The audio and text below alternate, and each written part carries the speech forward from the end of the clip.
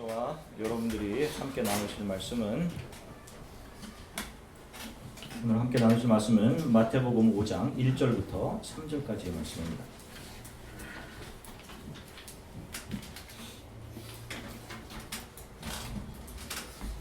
마태복음 5장 1절부터 3절 함께 한 목소리로 하나님의 말씀을 읽으시겠습니다. 예수께서 우리를 보시고 산에 올라가 앉으시니 여자들이 나아오니라. 입을 열어 가르쳐 이르시되 심령이 가난한 자는 복이 있나니 천국이 그들의 것이며. 아멘.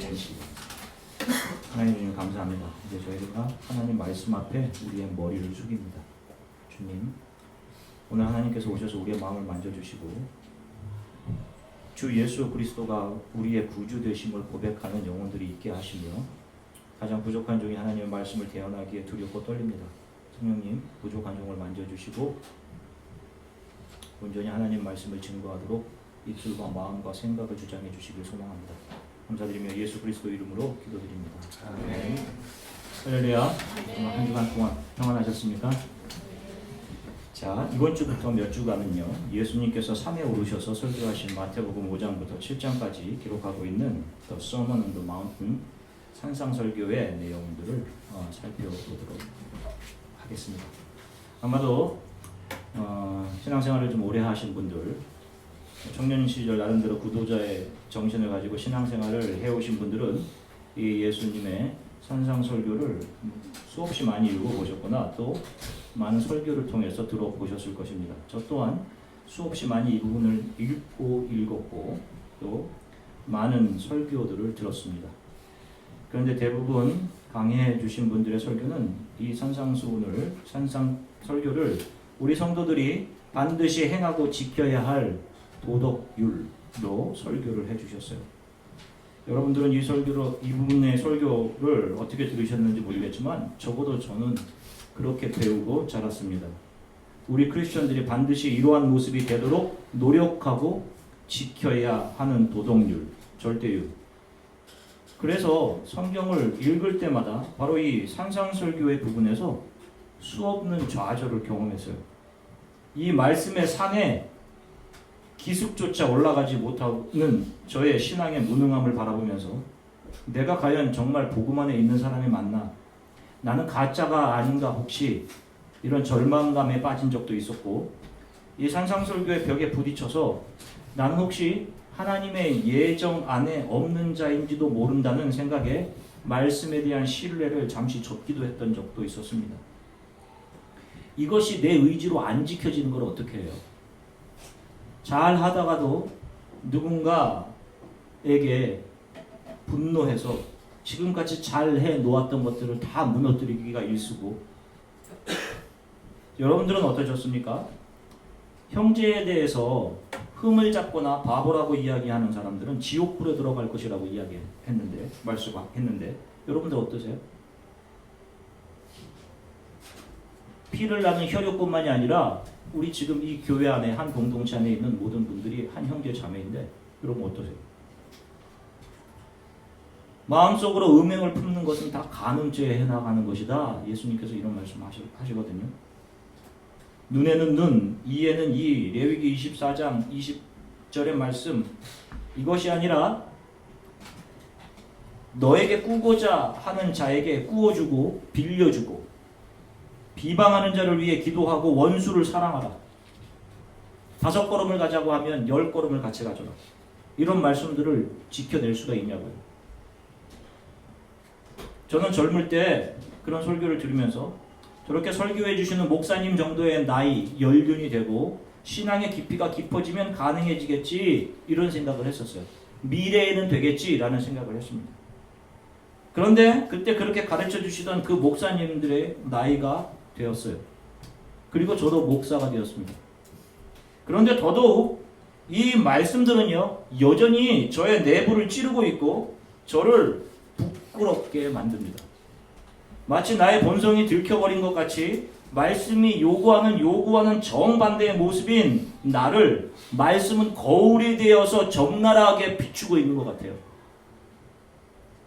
나이가 들었는데도 연륜이 되었는데도 목사가 되었는데도 저는 여전히 이 말씀 앞에 너무도 부끄럽습니다. 그러면 어떻게 해야 합니까? 분명히 이 예수님의 말씀은 복된 소식이요 기쁜 소식이며 소망의 메시지일 터인데 우리가 이 메시지를 어떻게 받아들여야 하겠습니까? 이제 제가 복음을 이해하게 되면서 제가 지금까지 배웠던 것이 많이 잘못되어 있었다는 사실을 알게 되었어요. 예수님은 이 산상설교를 도덕률, 신앙 생활을 하는 자들이 지켜내야 할 절대율 이런 것으로 우리들에게 제시하고 계신 것이 아닙니다. 오히려 이 말씀의 거울 앞에 우리가 서서 우리는 우리의 죄와 허물이 그 앞에서 낱낱이 드러나 우리가 무릎 꿇고 그 앞에 주저앉기를 바라시는 거예요. 그것만이 사람이 사는 길이기 때문입니다. 이 산상설교가 의미하는 바를 몇 주간에 걸쳐서 살펴보도록 할게요. 이와 비슷하게 구약에서도 산에서 하나님의 말씀이 선포되었던 적이 있었습니다. 바로 이스라엘 백성들이 출애굽한 후 50일째 되는 날 시내산에서 모세를 통해 하나님께서 그 백성들에게 율법과 규례, 말씀을 주십니다. 출애굽기 24장 1절부터 8절까지 있는 말씀인데요. 우리가 한번 같이 이 말씀을 읽어보겠습니다. 쉬운 성경으로 같이 읽겠습니다. 주님께서 모세에게 말씀하셨습니다. 너와 아론과 나답과 아비후와 이스라엘의 장로 70명은 나 여호와에게 올라와서 멀리서 나를 예배하라. 그런 다음 너 모세만 여호와께 가까이 나아오라. 다른 사람들은 가까이 오지 말고 백성도 모세를 따라 이 산으로 올라오지 마라. 모세는 백성에게 여호와의 모든 말씀과 규례를 전해 주었습니다. 그러자 모든 백성이 한 목소리로 대답했습니다. 우리는 여호와께서 하신 말씀을 그대로 따르겠습니다. 모세는 여호와의 말씀을 다 적었습니다. 이튿날 모세는 아침날 일찍이 일어나서 산 기슭에 제단을 쌓았습니다. 그리고 이스라엘의 12지파를 위하여 돌 12개를 쌓았습니다. 모세는 이스라엘 백성 가운데서 젊은이들을 보내 태워드리는 제물인 번제물을 바치게 했습니다. 그들은 또 화목제물로 여호와께 소를 바쳤습니다. 모세는 피를 가져다가 그중 절반은 그릇에 담고 나머지 절반은 제단 위에 뿌렸습니다. 그리고 모세는 언약의 책을 가져다가 백성들에게 읽어주었습니다. 그러자 백성은 우리는 여호와께서 하신 말씀을 그대로 따르겠습니다. 우리는 주님께 복종했습니다. 라고 말했습니다.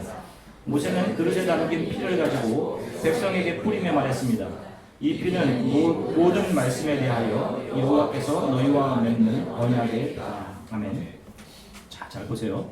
하나님께서 출애굽 후 50일째 되는 날 이스라엘 백성들에게 내려오셔서 그들에게 율법을 주십니다.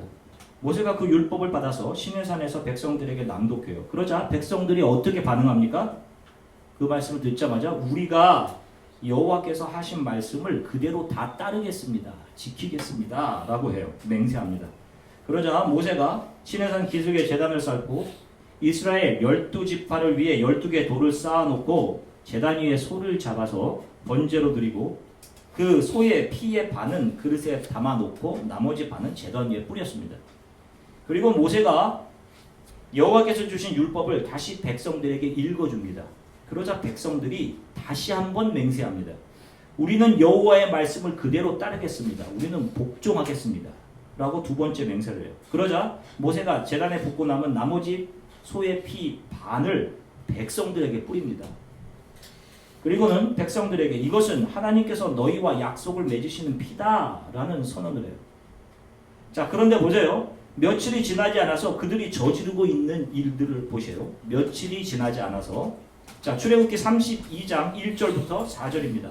출애굽기 32장 1절부터 4절 같이 읽으시겠습니다. 모세가 산에서 내려오니 덧입을 보고 모여 백성이 아론에게 이르러 말하되 일어나라 우리를 위하여 우리를 인도할 신을 만들라. 이 모세 곧 우리를 애굽 땅에서 인도하여 낸 사람은 어찌 되었는지 알지 못함이니라. 아론이 그들에게 이르되 너희 아내와 자녀의 귀에서 금고리를 빼어 내게로 가져오라. 모든 백성이 그 귀에서 금고리를 빼어 아론에게로 가져가매 아론이 그들의 손에서 금고리를 받아 부어서 조각칼로 새겨 송아지 형상을 만드니 그들이 말하되 이스라엘아 이는 너희를 애굽 땅에서 인도하여 낸 너희의 신이로다 하는지라. 자, 보세요. 그렇게 하나님의 말씀을 지키겠다고 며칠 전에 맹세하고 2번 약속했던 사람들이 모세가 40일간 시내산에 올라가 하나님으로부터 구체적인 규례와 율법의 상세 내용을 받고 있는 순간 산기슭에서 하나님이 가장 싫어하시는 짓을 해요. 우상을 만듭니다. 여러분, 이것이 무엇을 보여주시는 겁니까? 인간은 하나님의 말씀을 지켜낼 존재가 아닐 뿐더러 이것이 우리 인간이 이르러야 하는 어떤 높은 도덕, 윤리적인 경지라는 사실을 보여주고 그것을 지켜내게 할 목적으로 하나님께서 이스라엘 백성에게 규례와 율례를 주신 것이 아님을 알 수 있는 거예요. 오히려 뭔가를 발각시키기 위한 수단으로 주어진 것입니다. 뭔가를 들키게 하기 위한 수단으로. 이사야 선지자의 예언을 보겠습니다. 이사야서 2장 2절입니다. 함께 읽으시겠습니다. 마지막 날에 여호와의 성전이 서 있는 산이 모든 산들 꼭대기에 우뚝 서게 될 것이며 모든 언덕보다 높이 솟을 것이다. 그리고 모든 민족이 그리로 모여들 것이다. 아멘. 자, 말일이라는 것은 메시아가 오셔서 왕으로 군림하시는 시대입니다. 보세요. 여호와의 성전이 모든 산 꼭대기에 굳게 설 것이다. 이런 말씀을 하죠. 성전은 바로 예수 그리스도 자신을 나타내십니다. 이해하시죠? 이 부분. 지금 그분이 산상수훈을 위해서 말씀의 산에 우뚝 서 계셔요. 구약 때에는 여호와의 말씀이 돌판에 새겨져서 여호와의 산에 우뚝 서서 있었습니다. 그리고 사람들은 그 말씀을 자신들이 지켜낼 것인 양 거기서 맹세를 했어요. 자, 그런데 그 맹세를 하자마자 그들이 맹세를 어기는 자들로 드러나죠. 곧바로. 결국 시내산에서 이스라엘 백성들은 그 말씀을 지켜낼 수 없는 자로 발각되고 드러나는 겁니다. 그런데 이제 예수께서 오셔서 그 시내산 율법 위에 예수께서 우뚝 서셔서 새로운 말씀을 세우셔요. 그런데 그 세우시는 말씀이 무엇이냐 하면 말씀이 육신이 돼서 오신 자기 자신입니다. 자기 자신을 그대로 보여주셔요. 심령이 가난한 자로, 애통하는 자로, 온유하는 자로, 의에 줄이고 목마른 자로, 긍휼히 여기는 자로, 마음이 청결한 자로, 화평케 하는 자로, 의를 위하여 핍박을 받은 자로. 누군가 오리를 가져하면 십리를 더 가주는 자로 자기 자신을 나타내십니다. 그리고 이 말씀 안으로 들어온 자들을 자기와 동일시하게 여겨주셔요. 그래서 이것을 Union with Christ 라는 신학적인 용어를 쓰는 겁니다. 예수 그리스도와의 연합, Union with Christ. 저는 온유하지 않습니다 라고 엎드린 자를 온유하다라고 해주시는 거예요. 저는 늘 제 욕심으로 가득 차 있습니다 하는 그 사람을 그렇게 고백하는데 그 사람을 너는 마음이 가난한 자다. 그로 천국이 너희 것이다 라고 해주시는 겁니다. 예수께서 그 예수 안으로 들어온 사람들을 안으셔서 그들을 심령이 가난한 자, 애통하는 자, 온유한 자들이라 해주시는 것이고 결국 그들을 품에 안으시고 예수만을 보게 의지하게 하시고 그 예수와 같아지게 심령이 가난한 자, 애통하는 자, 온유하는 자, 의에 줄이고 목마른 자, 긍휼히 여기는 자, 마음이 청결한 자, 화평케 하는 자, 의를 위하여 핍박을 받는 자로 만들어 가시는 거예요. 그런데 놀라운 사실은 그럼에도 불구하고 그렇게 예수에 의해 만들어지는 사람들의 매일의 삶에서 그들은 늘 저는 자격이 없습니다. 저를 긍휼히 여겨주세요 라고 예수 앞에 무릎을 꿇으며 이 현재의 시간들을 채워가는 것입니다. 크리스찬들. 산상수훈은 도덕률이 아니에요. 우리가 지켜야 할 절대율로 주신 것이 아닙니다. 이미 그것을 시내산에서 보여주신 거예요. 우리는 그 말씀으로 서 계신 예수님 앞에 저는 이것을 지킬 자격이 없는, 지킬 수 없는 죄인입니다. 이 사실을 매일매일 이 말씀을 읽고 들을 때마다 이 사실이 들키고 발각되는 거예요. 우리 예수를 따르는 사람들은 자신의 죄로 인해 늘 민망해하며 살아가는 존재입니다. 대속이라는 것을 감사할 뿐더러 늘 대속의 날이로 자리로 또 나아올 수밖에 없는 자신의 악함과 죄로 인해 아파하고 괴로워하고 그런 온전하지 못한 자신을 대속해 주시는 하나님의 은혜 앞에 날마다 엎드리는 자들이 바로 하나님의 백성들 크리스찬들인 거예요. 바로 이것을 산상설교는 우리의 심령을 찌르며 거울이 되어서 우리들에게 상기시켜 보여주고 있는 것입니다. 이러한 신구약의 이해들을 기반 삼아서 예수님의 산상설교를 읽어 가셔야 되는 거예요. 한 절 한 절 읽어 가시면서 여러분들 안에 있는 것이 발각되고 그 발각된 것 때문에 예수 그리스도의 발 앞에 엎드릴 수밖에 없는 자로 가는 것. 그것이 맞는 거예요. 오늘 우리가 읽은 본문은 심령이 가난한 자가 받는 복에 관한 말씀이에요. 심령이 가난한 자는 복이 있나니 천국이 저희 것이다 라고 말씀하십니다. 물론 이 심령이 가난한 자는 예수 그리스도를 가리키는 거예요. 고린도후서 8장 9절을 함께 읽으시겠습니다. 고린도후서 8장 9절입니다. 우리 주 예수 그리스도의 은혜를 너희가 알거니와 부요하신 이로써 너희를 위하여 가난하게 되심은 그의 가난함으로 말미암아 너희를 부요하게 하려 하심이라. 아멘. 우리가 하나님 나라에 들어가는 것은 바로 이 예수 그리스도, 우리를 위해 자신의 모든 것을 가난한 자리로 가난하게 하신, 가난한 자리로 내려오신 바로 이 예수께서 자격 없는 자들에게 자격을 부여해 주시는 그분의 열심과 은혜로 우리가 하나님 나라에 들어가게 되는 것이지, 우리의 노력이나 선행, 의지 이런 곳으로 들어가게 되는 것이 아닌 거예요. 이 예를 구약의 규례 안에서 우리가 발견할 수 있습니다. 자, 구약 시대에 하나님이 거하시는 성소를 중심으로 한 공동체, 예배 공동체 안에 지속적으로 거할 수 있는 자격은 그 사람이 거룩한가 부정한가에 있었어요. 부정한 사람은 이 하나님의 공동체 안에 같이 있을 수가 없었습니다. 그런데 이 거룩함을 누가 판단하느냐? 바로 하나님, 또 하나님에 의해 세워진 제사장이 하나님을 통해 선언을 하게 되어 있습니다. 레위기 13장 9절부터 17절인데요. 중요한 부분이기 때문에 같이 한번 읽겠습니다. 레위기 13장 9절부터 17절입니다. 사람에게 나병이 들었거든 그를 제사장에게로 데려갈 것이요 제사장은 진찰할지니 피부에 흰점이 돋고 털이 휘어지고 거기에 생살이 생겼으면 이는 그의 피부에 오랜 나병이라. 제사장이 부정하다 할 것이요 그가 이미 부정하였은즉 가두어 두지는 않을 것이다. 제사장이 보기에 나병이 그 피부에 크게 발생하였을 때 그 환자의 머리부터 발끝까지 퍼졌으면 그가 진찰할 것이요 나병이 과연 그의 전신에 퍼졌으면 그 환자를 정하다 할지니 다 휘어진 자인즉 정하거니와 아무 때든지 그에게 생살이 보이면 그는 부정한즉 제사장이 생살을 진찰하고 그를 부정하다 할지니 그 생살은 부정한 것인즉 이는 나병이며 그 생살이 변하여 다 휘어지면 제사장에게로 갈 것이요 제사장은 그를 진찰하여서 그 환부가 휘어졌으면 환자를 정하다 할지니 그는 정하리라. 아멘. 나병이라는 것은 문둥병입니다. 이것은 전염성이 강할 뿐더러 감염이 되면 시간이 지나면서 손가락이 떨어지고 코가 떨어지고 발가락이 떨어지고 온몸에 고름이 흐르다 죽게 되는 무서운 병이에요.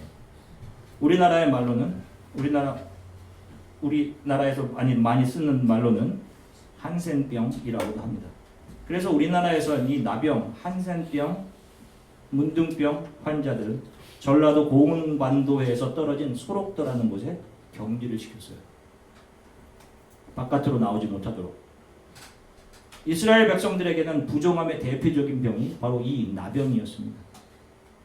반드시 하나님의 성소 중심의 공동체 밖으로 내쳐져서 격리되어야 할 대상들이 바로 이 나병 환자였어요.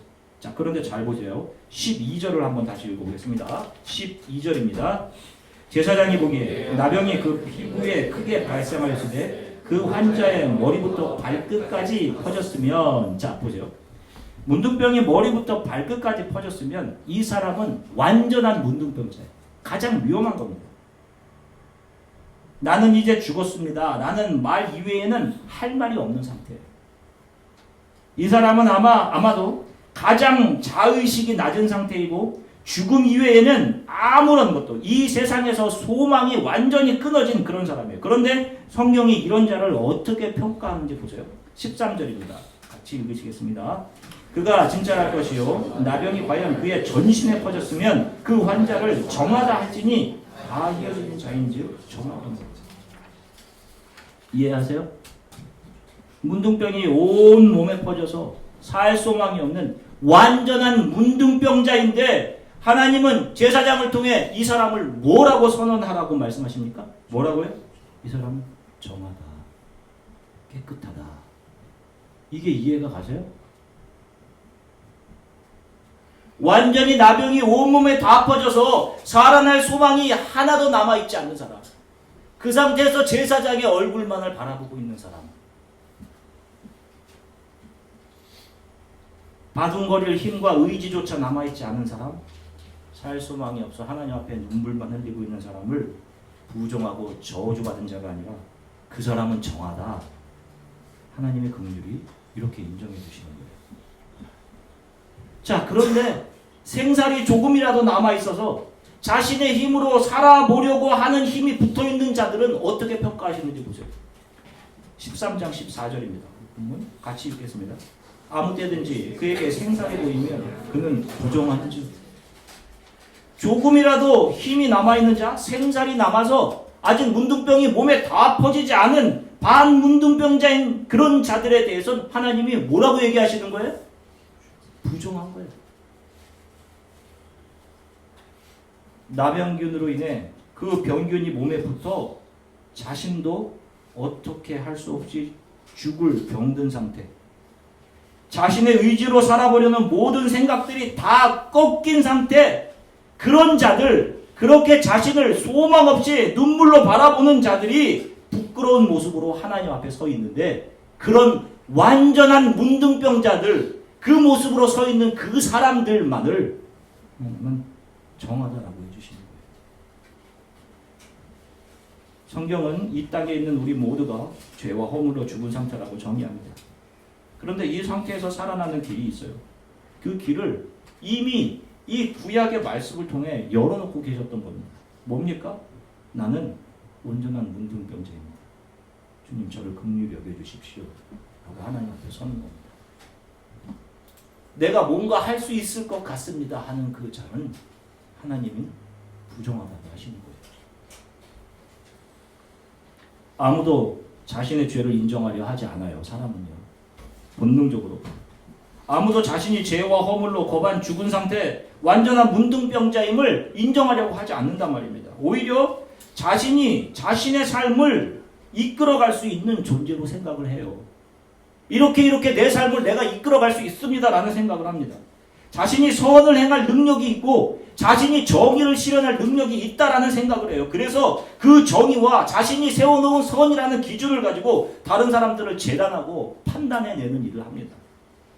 성경은 이런 모든 자들을 부정하다라고 하는 거예요. 그리고 이들이 하나님 나라에 들어가지 못하는 겁니다. 내가 이런 일을 했는데요 라고 하는데 하나님은 그들 앞에서 나는 너를 모른다라고 하는 거예요. 오히려 저는 아무것도 한 것이 없는데요 라고 하는 자들을 너희가 이렇게 했다라고 해주시는 거예요. 심령이 가난한 자라는 것은 바로 자신이 완전한 문둥병자, 죄와 허물로 죽은 자임을 하나님 앞에서 눈물로 고백하는 자들이에요. 기독교는 윤리나 도덕을 가리키는 종교가 아닙니다. 성경은 잠시 지나가는 이 물질계, 이 시간계, 이 세상에서의 정의를 외치고 그 정의를 이 땅에 세우는 것을 가르치지 않아요.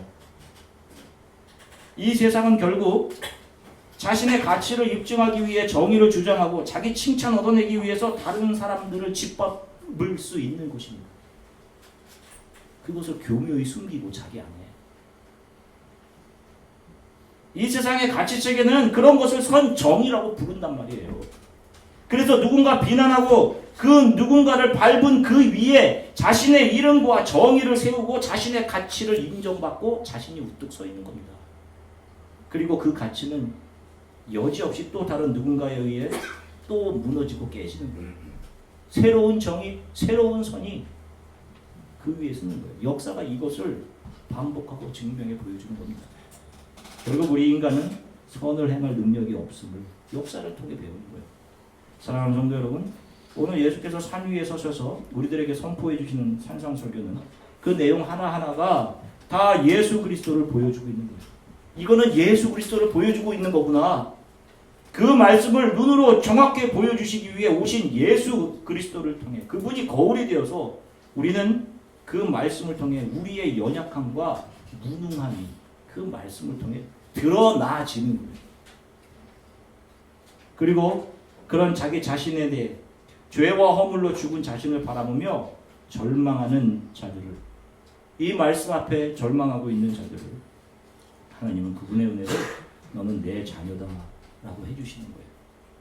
그래서 여러분, 절망이 깊은 곳에 하나님의 은혜가 크도다 라고 한 말이 그런 의미인 겁니다. 그분이 그런 자녀를 자신의 가슴에 품고 이 물질교계를 지나 영혼의 앞까지 가주시는 거예요. 그래서 매 순간 우리는 예수 그리스도가 고맙고 감사한 겁니다.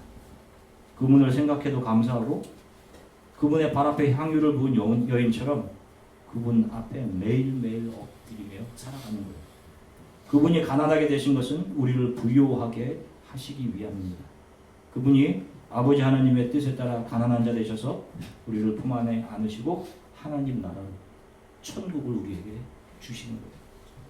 이 감격과 감사의 복음을 마음 깊이 간직하고 한 주간을 또 살아가십시오. 그래서 주 예수의 이름을 부르며, 하나님, 저는 또 오늘 말씀 앞에 제 자신이 드러났습니다. 이 연약함이 또 드러났습니다. 이 연약함을 주 예수께서 채워주십시오. 이렇게 주 예수를 부르며 한 주간을 살아가시고 거기에서 오는 은혜와 감격의 눈물들이 있는 그 한 주간의 삶을 살아가시기를 주 예수 그리스도의 이름으로 간절히 축원합니다. 잠시 함께 기도하겠습니다.